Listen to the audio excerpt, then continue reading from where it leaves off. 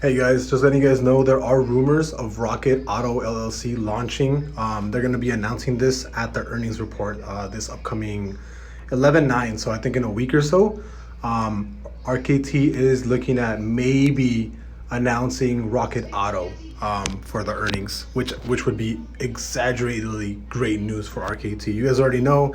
I mean, currently I'm down about 20% on this, but I am holding a 60, like 2-ish, 63K position in RKT. I do like the company a lot. They have 30 years in the market, and they're already profitable, right? They're already profitable.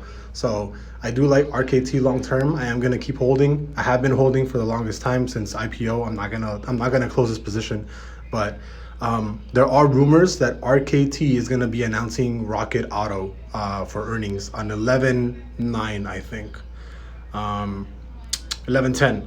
But yeah, just letting you guys know.